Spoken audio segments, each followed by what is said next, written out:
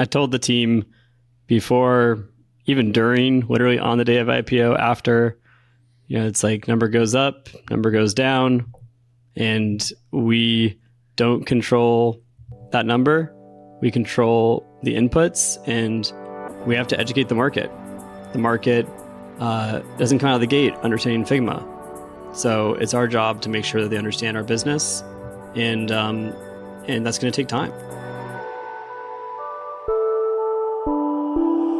Welcome to Access from the Vox Media Podcast Network. I am Ellis Hamburger, and I'm here today with my lovely co-host, Alex Heath. Say hi, Alex.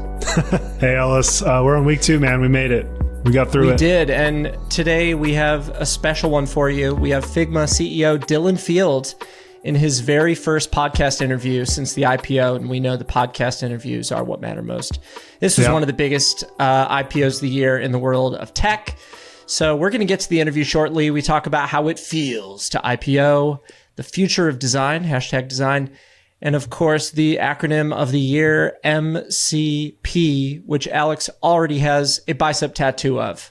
I do. I can't show it on camera because it's still pretty raw, but it's there. I'm just feeling good after week 1. Launching a new thing is tough, and it was a sprint to get episode 1 out.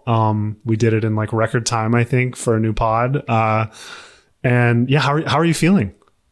I'm good, man. I'm just looking at you, just like, what the heck is up with that guy? You launched a newsletter. You were in Menlo Park 3 different days on 3 different flights from Burbank, trying out new gadgets, also doing the podcast. Yeah. You have dogs to take care of. You have kids. I don't know how you survived. What type of supplements are you on? Is that some AG1 bullshit? What are we talking? No supplements. I probably need them. I do have 2 dogs, but you have 2 little girls. So I think you beat me in that. Yes, my DAUs. DAUs. Yeah, man. No, the launch was awesome. Not just of the pod, but of it's sources.news. Please check it out. And who named Sources? I did. I thought I named it. Did you name it? Well, I think I came up with sourced. And so do I get to add to my portfolio if you change I dropped the D. It's cleaner. It's cleaner. I Justin Timberlaked your ass. I also just want to shout out the love we got for the first episode. Those who clipped us and credited, and those who didn't. You know what? I'll give you equal love. People seem to have really dialed in on Zuck's comments about how he may lose a couple $100 billion, but whatever. If superintelligence is on the other side. The interview's gotten some pickup. I think we might be the only new podcast, Ellis, to have its first episode getting a play-by-play on TBPN and a link in the New York Times. So I would say congrats to us on that. Yeah. I mean, getting a quote with a couple $100 billion from the Zuck is going to do well, right? I mean, how many people in Earth history have ever been able to say that sentence, right? Yeah. To be able to say that is a thing. Yeah, I didn't even think about that. It's pretty wild. But we had a nice toast over the weekend at your house with our wives, who have also been a huge support and let us do this crazy thing. And shout out to them. And shout out to them. Shout out to my dogs and shout out to your daughters in no particular order. But yeah, man, Figma, what to say about Figma? Biggest tech IPO of the year, as you said. And I think just a lot of attention on them, especially in the age of AI and how they're going to compete with all these vibe coding, no code tools that are popping up. Just before we recorded with Dylan, actually, weren't you saying you met with a company that wants to be a Figma killer, basically? Yeah, it's very funny to be doing what I do and then be interviewing the big tech founders. I kind of represent the startups on this show. Yeah. And they all get to say, oh, I want to kill that company. I want to seek and destroy. And then I get to interview the founder of that same company. In the same day. Yeah, I feel like I'm seeing the Matrix at this point. But I mean, it is funny. I mean, these people are all wrong all the time. I'm just so fascinated by all the personalities behind it. And I just try and help these people sharpen their thesis about what it is that they're doing, why they're unique, why you are likely to beat this or that company, if that's the type of trash talk you want to do.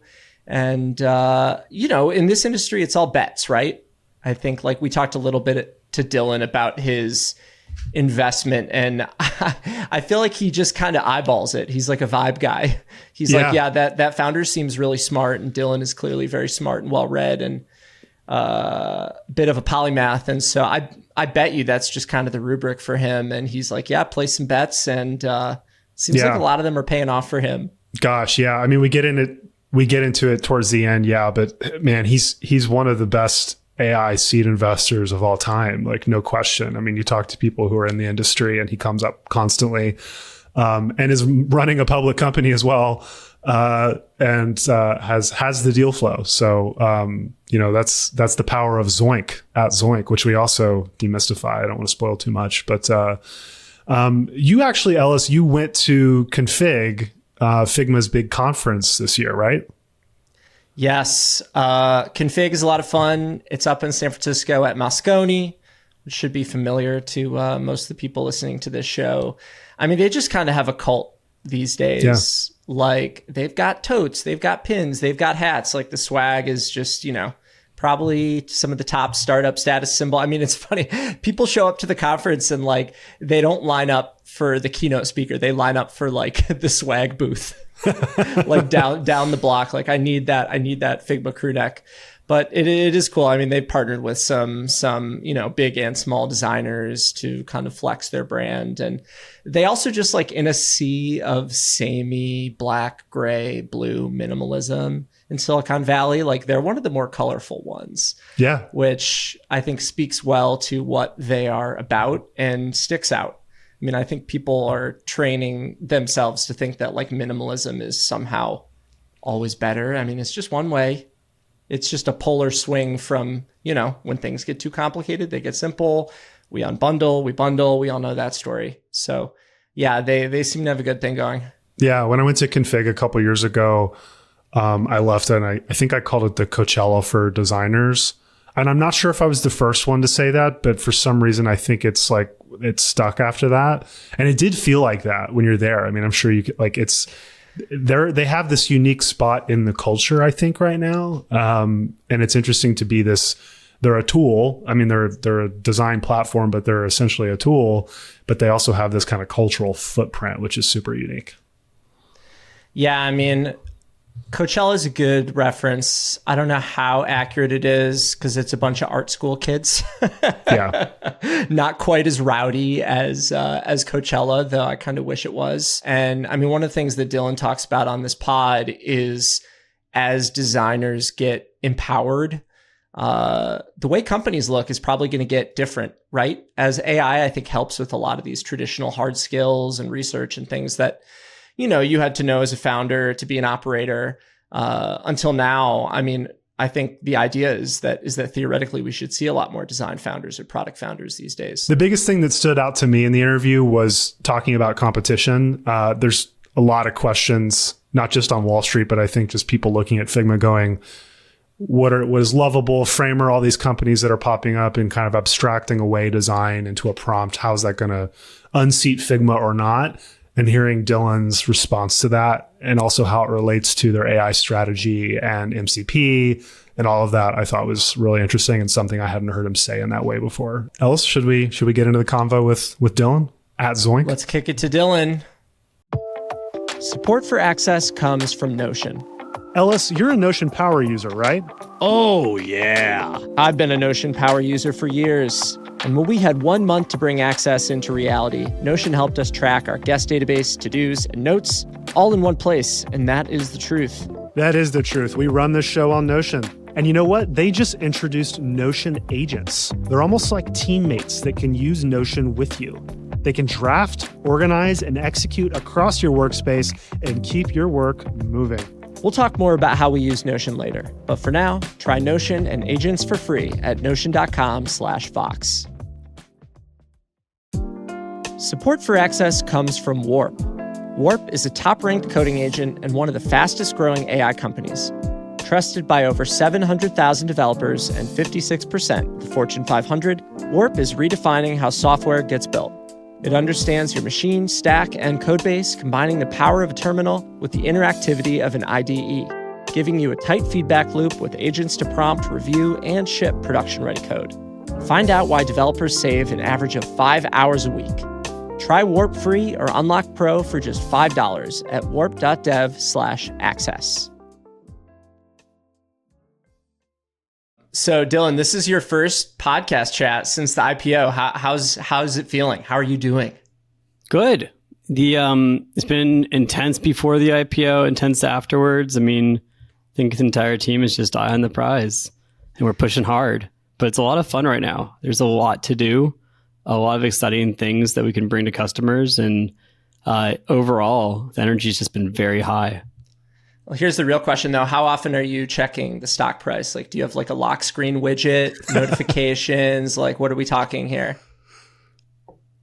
Sometimes I go like a day or two and I forget to check. So yeah, I'm pretty focused on Figma. It's legitimately the answer. Okay, tell that to your sales team because they're struggling right now, is what I will tell you. Having gone through the Snapchat IPO, those guys are sitting there with that stock ticker in the corner of their screen like, oh my God, Barclays just downgraded us. How am I going to explain this to my customers? Yeah. I mean, look, it's not something I spend a lot of time thinking about. I told the team before, even during, literally on the day of IPO, after, it's like number goes up, number goes down, and we don't control that number. We control the inputs, and we have to educate the market. The market doesn't come out of the gate understanding Figma. So it's our job to make sure that they understand our business, and that's going to take time. Well, fortunately, you don't have to explain to the market that you were a camera company. I would not advise that. But I remember reading in your founder letter around the IPO, Dylan, that you wanted to really set yourself up with the long-term vision, thinking about, years or even decades down the line. I think we all know how fickle Wall Street can be and how short-term, short-sighted. I mean, how do you actually operationalize that? Yeah, I mean, look, I think that the first thing is just grounding, like, what is the long-term vision? And in the founder's letter, but also with the company all the time, we talk about it, which is how do you get from imagination to reality? And that's a vague idea. So then you have to make it concrete. And for us, that means digital products. How do I go from an idea in my head all the way to a digital product is shipped? And there's a lot of steps along the way. And how do we serve those on our platform? If you want to come in with, whether it be an idea on a whiteboard, you need to make a diagram, you're doing it without your team, you're doing it with doing it by yourself, or you're making slides to align your team, you're going to Figma Design to create designs for your next digital product and bringing others in to align on that, or bringing them to developers, or even if you want to just go from idea and a prompt all the way to a working application with Figma Make, we're trying to make it so that you can do all that in one place and it all interoperates seamlessly across our platform. It's a lot, and certainly we don't complete that entire workflow today. So it's opportunities for us to go, build, to buy, to partner, and you'll see a lot more partnerships with us in the years ahead. We are not trying to do everything. That's a recipe for failure. And so we're always trying to figure out how do we make it so that we're able to work seamlessly with the ecosystem around us, but also build up our ecosystem. And it's a really interesting time with AI to think about how far you can go there and what you can do for your users. I was just going to say, it's funny, speaking of imagination to reality. I mean, did you first write that in like 2012 or something like that around that time? Literally like 2012. And I was thinking about like BCIs, and we were working on stuff. It's kind of wild, but we're working on stuff in 2012 that, you get like 85% of the way there, but it's not until recently that you get to 100%. So for example, take a 2D image and turn it into a 3D scene. That was one of the first things we built. And with my co-founder doing very clever combinational photography work and some complex like geometric stuff, we could actually get pretty far. And it was wild at the time. No one had seen anything like that. But then you kind of got stuck and it wasn't enough. Now you've got the newest models where you're able to have basically world models that are consistent. It's incredible what you can do. Or another example is just some of the photo editing stuff we explored before we went into Figma and really explored UI design. Things like face swapping or making it so that you're able to really easily do Photoshop-like effects on images. It was so fascinating to explore, but it just wasn't ready yet, and you couldn't make it a platform. And I think it's really cool to see now just how much is possible. But that's, there's talk about imagination and reality. There's so many different ways that, and so many different domains you can do that in. We're starting with product design, making it so you can make the best digital products as a team and trying to complete that workflow. But there's so many more workflows that we could explore in the future. Yeah, it's funny. I think even with that phrasing, like I'm very much a word person and I work with startups on how they express themselves. And you were definitely ahead of the game there. I think with the imagination and reality, if I had a nickel for every single startup in the last 2 years that's like, bring your creativity to life, imagine a new reality. Like it's like literally like dozens of them. Have you noticed that? I've seen it pick up a lot more recently. Yeah. I'm like, interesting. It wasn't before I had to really push for that. And even at some point, we stopped talking about those words because people found them so abstract that it was hard to recruit people. And so I was saying, more around democratizing design, make design accessible to all, still something we care very much about. And at the same time, it's like, no, I really do think in the AI era, back to the founding vision, this is the broader vision that we've always had. And now I don't think I need to be as shy about it. If we can stay on the IPO for a second, so many founders and entrepreneurs, it's like their dream, right? To go public. It's like you either get sold or you go public. Those are the two outcomes. And I'm curious, like having gone through it now, were there things about it that surprised you that you didn't expect? And was there anything in the process that you really loved? Or was it kind of a thing that in hindsight, you're like, man, like, so glad I got that out of the way? Well, first of all, I mean, I never like woke up one day and was like, I gotta go IPO a company. That's my mission in life. It's a step along the way, but in a big step for an achievement for the people that have contributed to Figma in the past and the present. And I'm really proud of their work and how it's kind of aggregated up to a moment like that. But this is the start of Figma still. Like we got decades and decades ahead of work to do. And I couldn't be more excited about it. I think in terms of surprises, one of the biggest ones is that basically nothing's really changed since we've IPO'd. I mean, yeah, you got to spend a little bit more time prepping for earnings, stuff like that. But otherwise, we've really just been focused on the long term. And the hope is that will continue. And we'll continue to create an environment where we can do that. And that's why I want to make sure that investors understood with our founder letter that that's going to be our intention. During the process itself, I mean, I think that, there are parts that are very enjoyable because you get to talk with all these really, really smart investors. And I'm not saying every meeting was a joy. Some of the meetings were like the same questions again and again, but there were some meetings that just blew my mind. And once in a while, you're meeting somebody, whether you knew about them or didn't know about them before, and they're asking some really insightful, interesting questions. And, whether it's about the world or your business, and that's very fun to engage and go back and forth with them. Jamie Dimon What do we drilling. got? What sticks out? Yeah. I was like, I won't name individuals here, but or questions. But it was in that part of it. It was a fun process. One thing we did differently was we had demos that we made kind of everyone watch before we come in and talk about the business. And apparently this is unique. To me, it was just obvious. Want to make sure people understand what they're investing in. But yeah, one person came out of a meeting and he pulled me aside one-on-one and was like, how do I transition to design?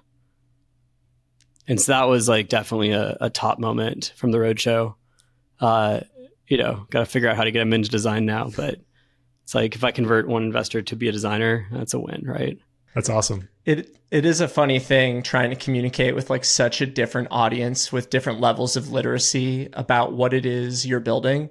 Like being a writer, I am professionally scared of Figma, even though I'm in Figma all day. And then it's like being an investor is like a whole a whole step different than that. I mean, how do you explain it to them? When you're on the earnings call and dude asks you about market headwinds and how is your guidance, and you're like trying to explain how you are compatible or incompatible with what's happening in the world. Like, how do you explain why this stuff is important? Yeah. I mean, I think that really what people want to understand is, okay, the greater context right now is that there's a lot going on in AI. So how does Figma fit into that? And again, with going from idea to product, going and able to make an idea or a prompt and go all the way to working application, we see just a ton of possibility there.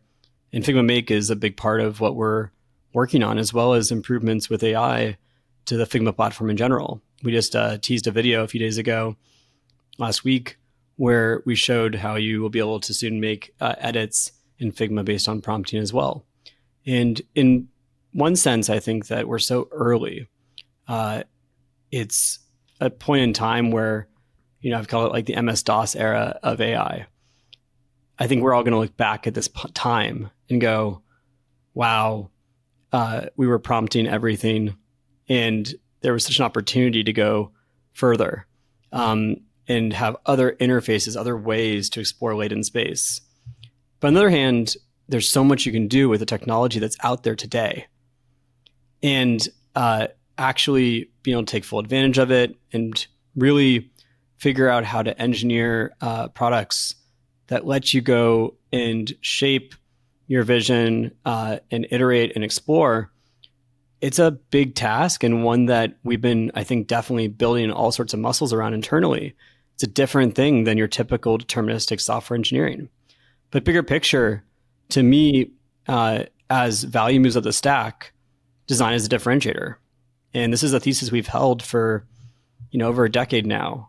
And just, I think that the sort of reasons keep stacking of why this is true. I couldn't articulate it when we started working on Figma, but looking back, it's kind of obvious. You went from managed servers to cloud. You went from box software to app stores. And development tools were getting better. So of course, where does value start to accrue more to? Well, to design, to the top. And I think now, in a world where there's exponentially more software, and we can argue about how steep that exponential is, but it's an exponential either way. And in that world, okay, how do you differentiate your product? Well, it's design. It's great user experience. It's great branding. It's great visual design. It's a point of view. It's your marketing. And all that, I think, ladders up to design. And if we can help support people winning through design and making it so that more designers become leaders, more designers have more impact, but also more people across the company, whether they call themselves a designer or not, can participate in the design process, that's a win. Support for Access comes from Notion. Notion is the connected workspace where teams write, plan, track, and ship together. And with Notion agents, those teammates aren't just human. Agents are AI teammates that can complete multi-step workflows end to end, building pages, updating trackers, and moving work forward while you focus on the hard decisions. We even use Notion ourselves.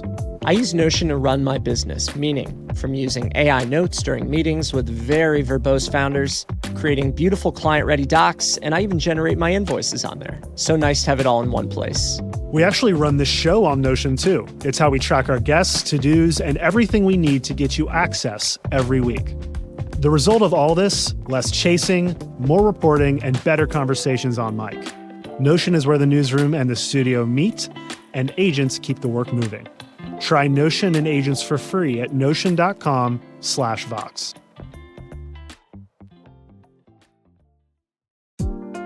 Support for Access comes from Warp. Warp is changing how developers code. As a top-ranked coding agent and one of the fastest-growing AI companies, not to mention trusted by over 700,000 developers and 56% of the Fortune 500, Warp is redefining how software gets built. Warp understands your machine, stack, and code base, and is built at the terminal level, meaning it can write code, respond to system events, and even deploy to prod. and their mixed model approach outperforms single model approaches. It's built for the entire software lifecycle, from prompt to production, with the powers of a terminal and the interactivity of an IDE. Warp gives you a tight feedback loop with agents, so you can prompt, review, edit, and ship production-ready code. Find out why developers save an average of 5 hours a week and see how Warp transforms your coding timelines. Try Warp free or unlock Pro for just $5 at warp.dev/access. That's warp.dev/access.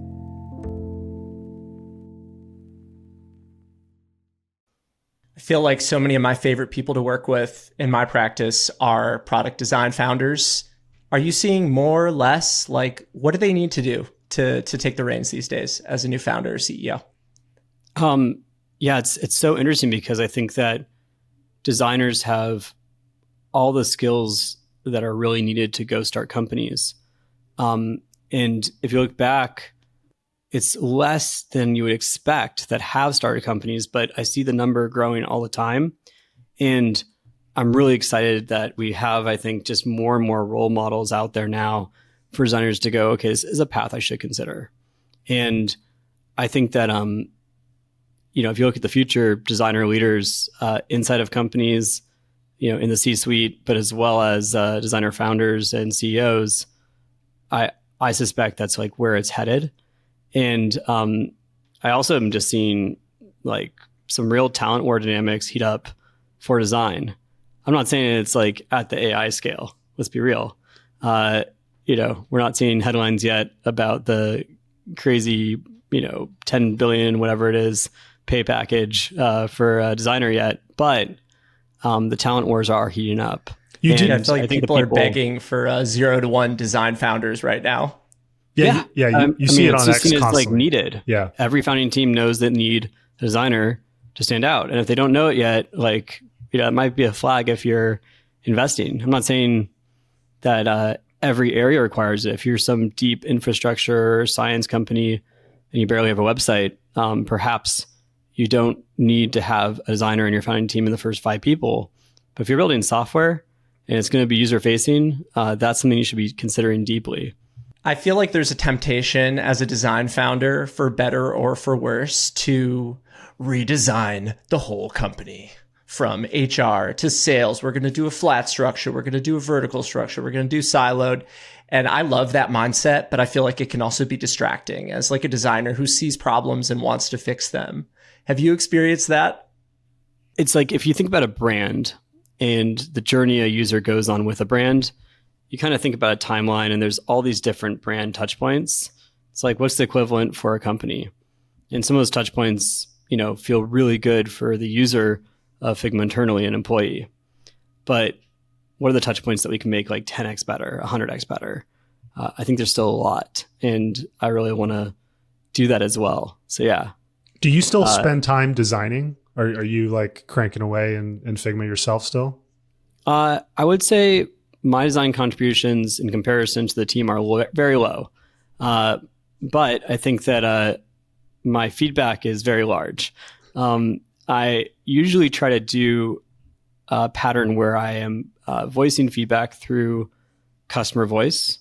So the reality is if you're operating a platform at any scale, you can find people saying things that really represent any opinion about the product, and they'll conflict.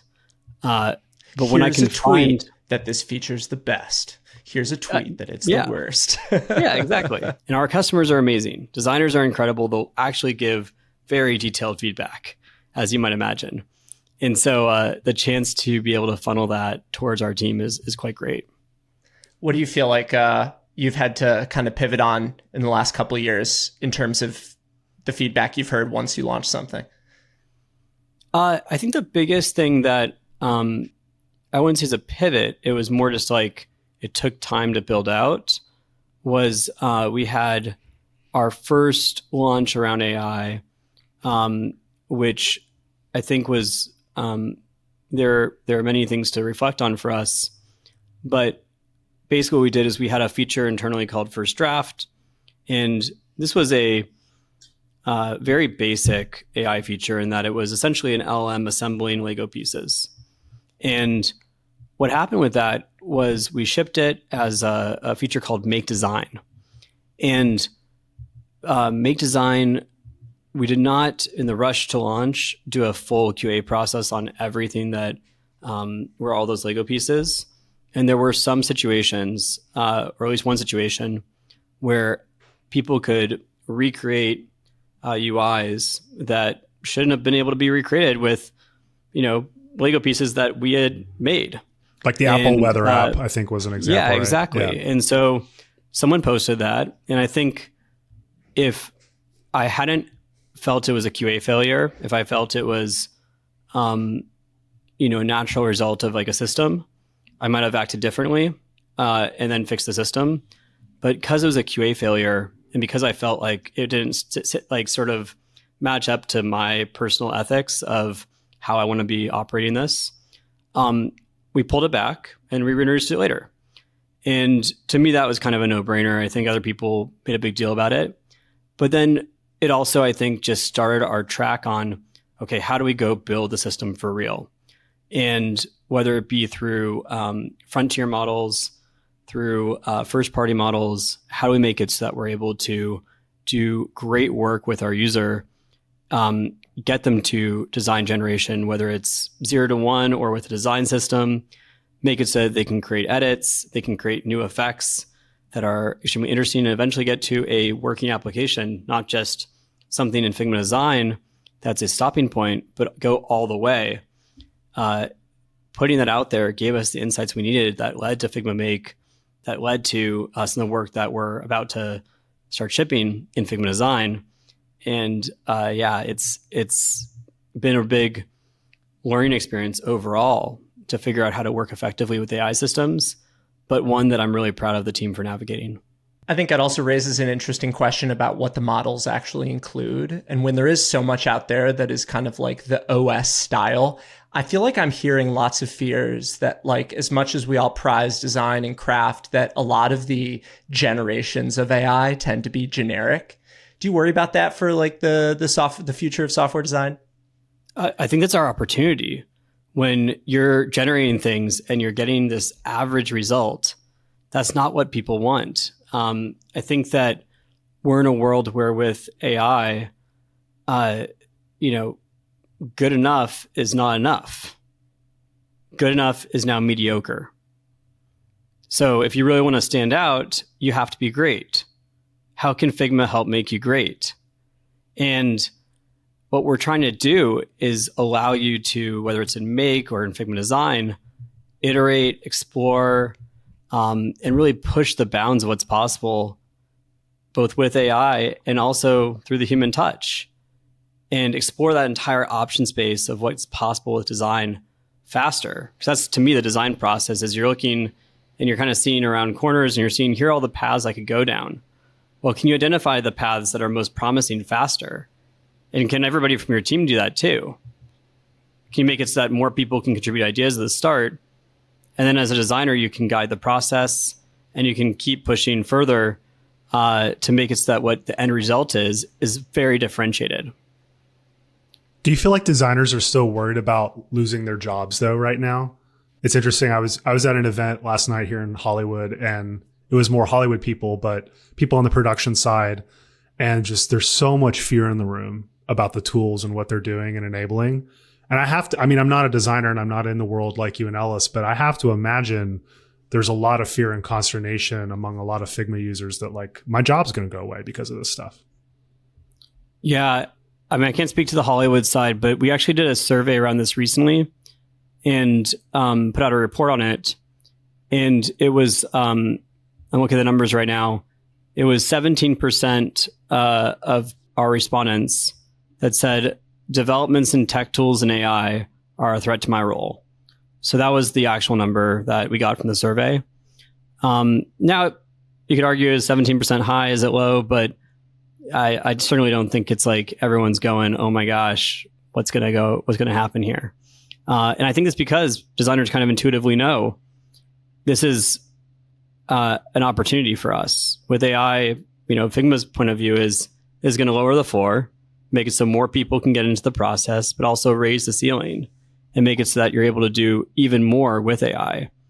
And I think the more we can remove the drudgery of repetitive tasks, things that maybe are easy to conceptualize or describe, but right now they're tedious to execute. That's something that AI can help with. For example, one feature we shipped super early on was rename layers. Very basic feature. It just, you press a button and it looks at all your layers and it gives them a name. And you might go, okay, well, what's the big deal? Well, designers can take hours to rename the layers right now in a complex file. And if you're someone who likes to have the clean desk and be very structured, you might really care about your layers having all the perfect names. And so this is something that saved, countless hours of time for designers already. You can now think forward into what else you could do that for and how else you can remove TDM and get people to the point where they're able to actually explore ideas further, explore more ideas. That's the promise to me. Have you made anything good lately? I've made some internal tools for myself. I experiment a lot. I try to do a bunch of very random experiments that are kind of a little bit more artsy. Some of the things that I've seen others make that are far more impressive than what I've created myself. I've saw some really cool typography tools recently that just blew my mind as part of our Make Hackathon. I saw some people that made some pretty cool interactive experiences, games, and even things like complex synthesizers, poetry explorations. And not all of these are products per se, but just the creativity of our community is kind of always amazing to see. And sometimes they also went outside the field of software. There's some users that were exploring ways to understand biology better and DNA, RNA sequences. So yeah, it's pretty exciting to me to see what you can do when you start to hook up these data workflows and make it so that you can really visually explore data in that way too. Support for Access comes from Notion. Most work these days feels like busy work. It's hunting, updating, and coordinating. With Notion AI, you get your own AI team powered by your work and all in one place. It knows your work context, your meeting notes, tasks, calendars, and plans. And now with agents, it actually does the work for you and your team. Anything you can do with Notion, your Notion AI agent can do too. Agent can build pages, structure data, search across your tools, and execute multi-step workflows at your direction. Ellis, how are you going to use a Notion AI agent? Honestly, I'm excited to use an agent to turn all my notes into nice, easy interview questions. Ranked by juiciness, of course. We gotta have it juicy. At the end of the day, Notion is AI that understands the way a team works because it lives inside the same workspace you do. Notion plus agents. Fewer tabs, fewer handoffs, better work. Start for free at notion.com/Vox. Support for Access comes from Warp. Warp is changing how developers code. As a top-ranked coding agent and one of the fastest-growing AI companies, not to mention trusted by over 700,000 developers and 56% of the Fortune 500, Warp is redefining how software gets built. Warp understands your machine, stack, and code base, and is built at the terminal level, meaning it can write code, respond to system events, and even deploy to prod. And their mixed model approach outperforms single model approaches. It's built for the entire software lifecycle, from prompt to production, with the powers of a terminal and the interactivity of an IDE. Warp gives you a tight feedback loop with agents, so you can prompt, review, edit, and ship production-ready code. Find out why developers save an average of 5 hours a week, and see how Warp transforms your coding timelines. Try Warp free or unlock Pro for just $5 at warp.dev/access.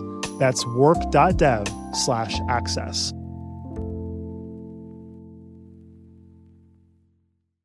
MCP is fascinating to me. For people who don't know, I think it's what Model Context Protocol. Is that right? And you guys have this pretty hilarious video for your server that you put out this week that people should check out. Definitely everyone should watch this. Kazam, dude. Oh my God. They're awesome. It's good because it also explains it in a way that I think is more digestible, because MCP is like a very heady thing to understand. Even if you're into tech, like you have to be in it to get it.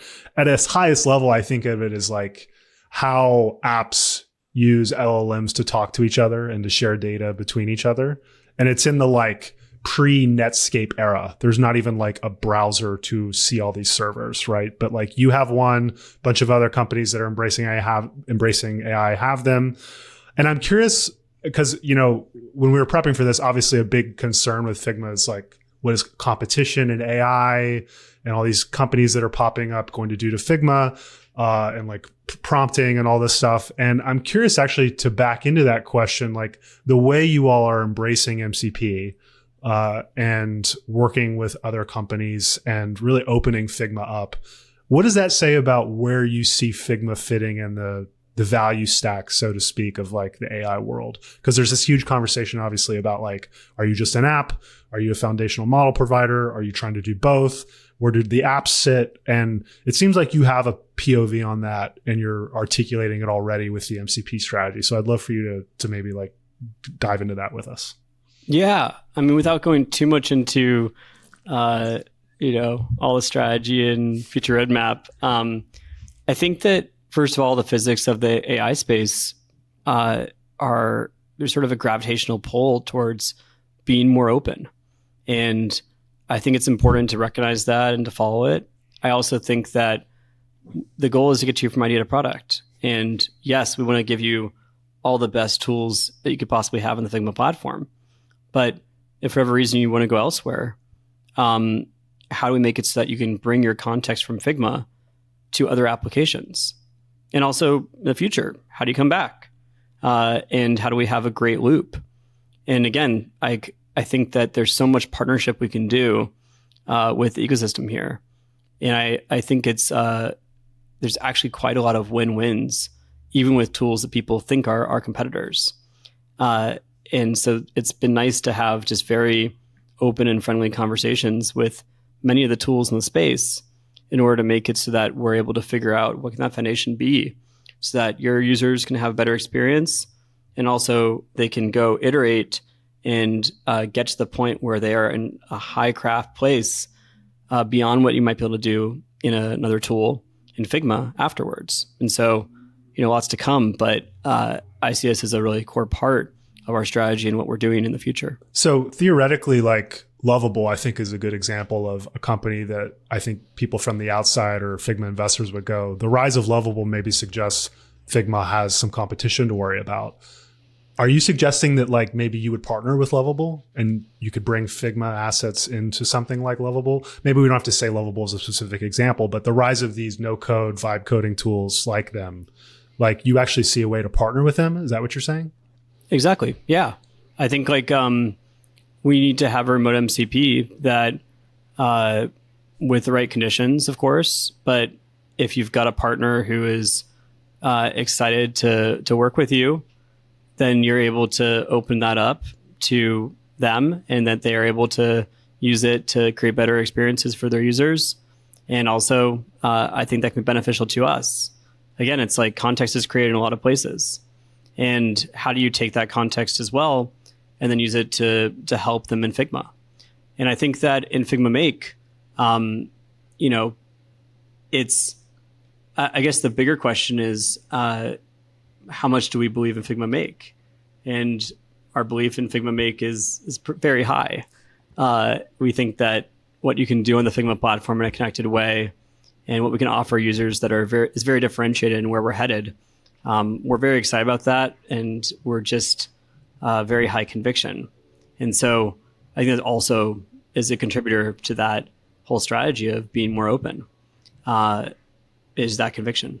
I know a lot of companies get disrupted at the moment when they start expanding to different verticals and this and that. When you think about slides and Buzz and Make and all this other stuff, do you think of it as kind of serving the whole team in a way or serving some fundamental use case as you see it? Yeah. So basically, from the start, what we've done when we introduce new products is we look at Figma design and go, okay, what is a use case that we are seeing in Figma design over and over again at scale, but it's underserved? And with that use case, we could either dive into it and make Figma design much more complex, or we could create a new surface. And sometimes with, for example, FigJam, that ends up being not just a way to create a simpler experience for people to engage in whiteboarding, brainstorming, diagramming. Like we saw that spike as a need during COVID, along with this need of, I want to be in the same place with my teammates.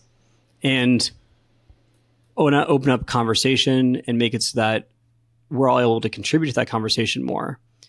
And by making FigJam its own space, we're able to not only prevent complexity from accruing to Figma design, but also it became a space where we're able to explore new concepts like, how do you just make it really fun?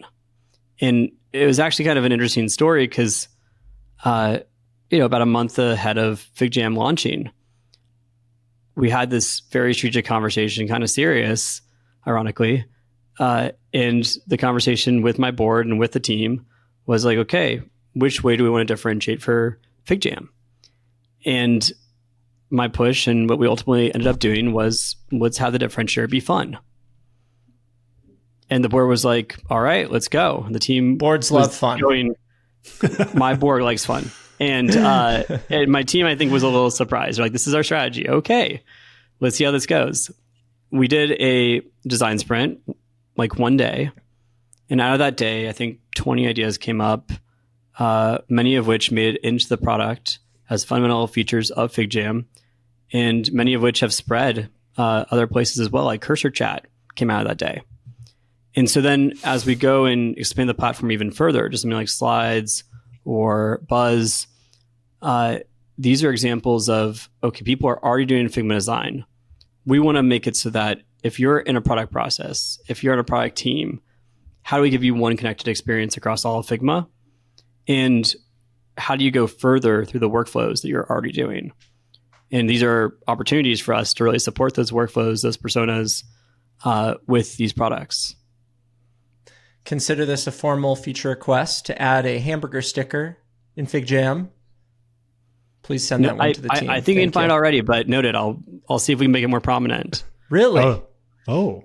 Okay, I'm going to jump in there. We have a FigJam feedback channel on Slack. I'll be putting that in right after this. At the very least, that's the ultimate advantage of having a podcast, right? You get to ask for features. I mean, at the very least, you can generate one. So you've been talking about building for the kind of latent demands for product builders. I know when I was at Config, I don't know what percent of the people were like illustrators, graphic designers, brand designers. I feel like those needs are kind of diverging, right? You know, the vector people versus the product and code people. No, you're shaking your head. I think that, I have a point of view here. I think that you look back at the Flash era and the web was a more dynamic, more wild place. I'm not saying the quality was always like as high as it could be. It was a place that crashed your browser as well. And maybe there was some browser crashing, but also sort of the range of what was explored, the dynamism, and the visual styles that people were going for, it was wide ranging in a way that we don't see today as much, because there was a wild swing back first to skeuomorphism and then eventually to really Swiss minimalism.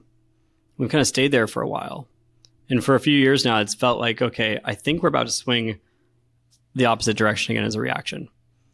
And I think now if you think about AI and this kind of like average output that you get and the need to differentiate through design, through craft, I actually think that something like illustration, that's one example of a way to do that. And there's many more. But I actually think that the illustration needs for brand, for product, they're only going up right now. This is my favorite conversation because Silicon Valley is not usually known for its fashion sense. I don't know if you've put together your like iconic Dylan outfit. Today. Oh, there you go. So I also have my like ultra blingy config badge here today. I don't know if the investors approve this much bling, but yeah, Silicon Valley not usually known for its wasn't a board fashion. conversation. Yeah. Yeah, there we go. And, you know, a lot of times you see people on Twitter, they're like, oh my God, skeuomorphism is back. It's like, wait, no, it's flat design. And it's like, guys, it's just like fashion. It's going to be cyclical. That's how it works. There's minimalism, maximalism, serif fonts, no more serifs. I mean, first of all, I have to talk about our swag. You can find our swag store online. Just search for Figma Swag Store. But Plug it. I think honestly, our brand team is exceptional and has made amazing stuff. So definitely check it out. But yeah, I think that right now we're in a world where there's sort of more micro communities and more micro sort of expressions of culture than before. And this is sort of a perhaps result of the For You algo feed experiences that we're seeing on social media right now, because you get to these little filter bubbles and the way that people then engage with them and kind of develop in-group memes and whatnot. I think it ends up creating, sort of paralyzed fashion rather than there's one mainstream and, everyone in New York is wearing this brand this month, but next month you wear it, like you're kind of like not hip anymore. Sorry.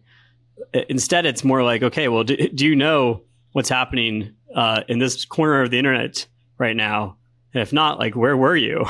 And so I think, I suspect that in terms of visual style, we're going to see a range of expression. And just in general, people are going to be trying to explore a lot of different things. And I think that's super cool, especially coming out of this era of Swiss minimalism where not as much was explored. So, Dylan, we know you're an avid investor. You just talked about finding these little niches online. What are you seeing that's exciting you most right now? I think there's just so much exciting stuff happening in the world right now. And I think it's really important for me to keep focused on Figma, of course. And so, 150%, 200% of my time is Figma. But I'm too curious to not always be trying to learn. And so I do invest as well, but I try to keep it pretty focused at this point. Dylan, I think most full-time VCs I know would give their left arm for about 5% of your deal flow. So the fact that you're doing this part-time is like amazing. There was actually a moment a few weeks ago where browser company, Ellis's former employer, sold to Atlassian, and congrats again, Ellis. You said it before we started recording, but congrats again. Yeah, congrats, Ellis. And then OpenAI bought StatSig as well. And you were like a seed investor in both. And I was seeing jokes on X of like, man, finally that poor Dylan guy, finally he like catches a break. And I'm hearing about you in interesting AI startups all the time. Like I'll frequently meet with a founder and I'll be like, who did your seed? And it was like either Dylan or Sam Altman. And you led the A for one of our sponsors of the show, Warp. Really Warp awesome. Is amazing. AI coding, incredible platform. And obviously you are running Figma. That's your full-time job. But to me, that suggests you are very keen to see around the corner and see what's coming at the early stage. And I imagine as the founder of a now public company, that gives you kind of a unique edge of where especially AI is headed. And so I'm curious, like when you're doing this investing, I imagine it actually accrues to Figma as well in terms of like your ability to see ahead. So I'm curious, like how does that impact how you run Figma, the bets you make? And is that a thing that's just kind of naturally happened, or was that a strategy? Oh, no, it's a natural result of, I think, my curiosity and just the amazing friends I've gotten to meet along the way, as well as folks I'm getting to meet now. But yeah, I think that maybe it's two categories that help value accrue to Figma. One is not looking ahead, but almost reminding me of lessons that have already been learned. There's a lot of times where I'm talking with a company and I'm giving advice and I'm reminded of a lesson that we've already learned in Figma. And then something clicks and I'm like, wait a second, why am I not applying this to this problem that we have today? So it's kind of wild. But whether it's that or it's like literally learning from, live case studies that are going on in companies that are very different from Figma, those are very helpful for me. And then I think that the category of, for Figma, how to think about around corners and understand what's happening. I mean, there are patterns to the challenges that AI companies have and the ways that they are pushing forward and trying to solve problems that are hard for everyone. And I think that definitely, as I talk with founders, that's helpful to understand. But also, just in general, I just think about AI right now, and I think about design, and it's so early. Like, we're all kind of hyping it up, like this is, it's the future of everything, and that's not to say it's not. But I think if you think about the future of interfaces, you think about what interfaces will look like, and what the distribution of activity will be between humans and agents, and how agents will show up in interfaces.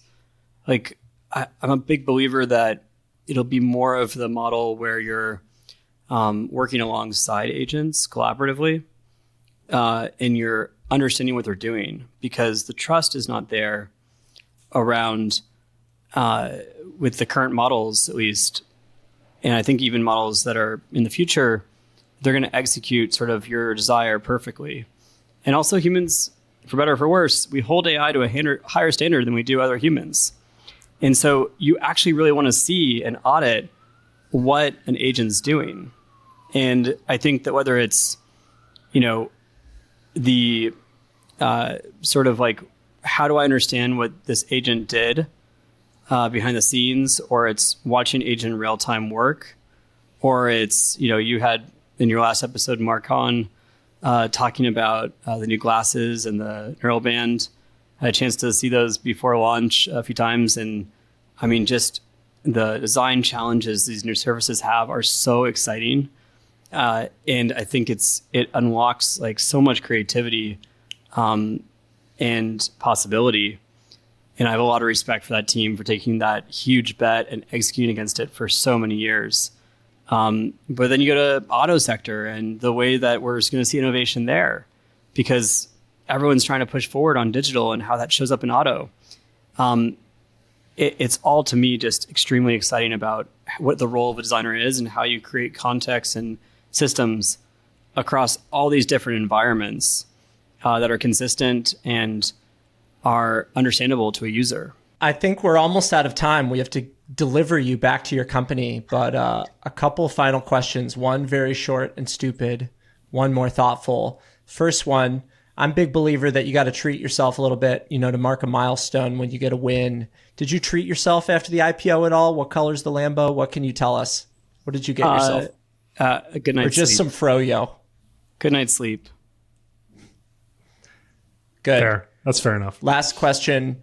Everybody and their mom now wants a line as good as design is everyone's business, which you did for the IPO. So thanks so much for that.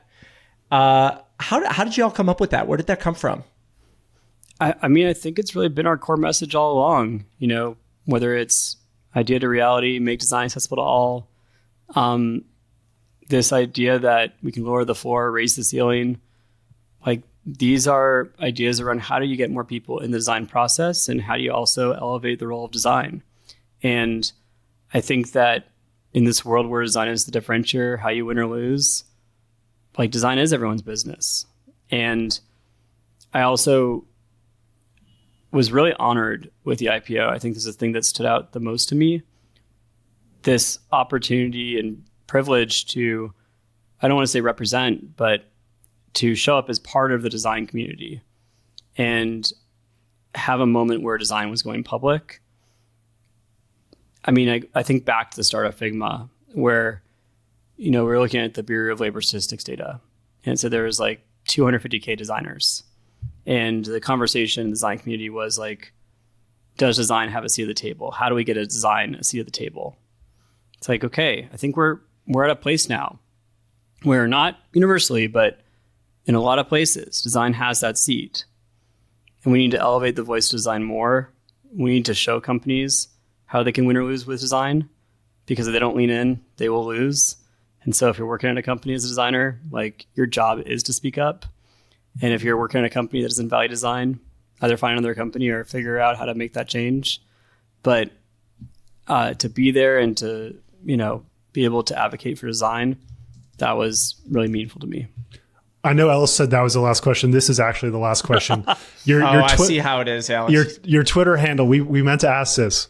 What does zoink mean? Is that how you say it? Zoink? Zoink. What does that mean? How did you come up with that?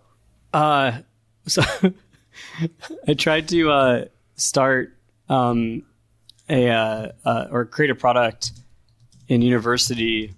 It's kind of like I'd say Discord-y somewhat, but not like with a video game aspect. Some blend between Discord or Slack. It probably didn't have like clear enough product point of view, and that was the name for that product. And then that didn't really go anywhere, and so then I just co-opted it, and that became my Twitter handle. Zoink. Follow Zoink. ZOINK. Thank you so much for having me. It's great to see you guys. Thank you for joining us. This was so much fun. My first time hanging with Zoink, one of the only Twitter handles that truly competes with mine, and there aren't many. You can find all my other work at sources.news. And Ellis, people find you on Twitter, right? At Hamburger? You can find me at Hamburger and at meaning.company. Though my email is on there. Only send high quality pitches, please. I'm back in media, but I don't want to overwhelm the inbox. Thank you. A reminder that we are a new show, so please follow, like, subscribe wherever you get your podcasts. We could really use your reviews on Apple and Spotify. We are in video, also on YouTube, so please subscribe there. That will help the show a lot. And if you like this, please just share it with a friend or a colleague and let them know about Access and what we're doing. We're excited to keep building this with everyone. Access is produced in partnership with the Vox Media Podcast Network. We will see you next week. Bye.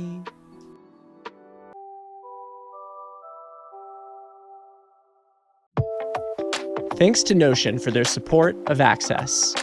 What does Notion and their Notion agents actually do? How about track beats, sources, open record requests, and fact check? An agent can spot conflicting dates, flag missing citations, and even tee up follow-ups. And it could also even run the show. Guest research, run of show, edit checklists, asset library, and delivery. You could tell Agent to prep for Thursday's taping, and it'll assemble a brief from notes and links, fill the rundown template, and ping everyone who needs to be in the studio. That's useful. So yeah, it can do all that and more, whatever your workflow. See for yourself and try Notion and Agents free at notion.com/Vox. Support for Access comes from Warp.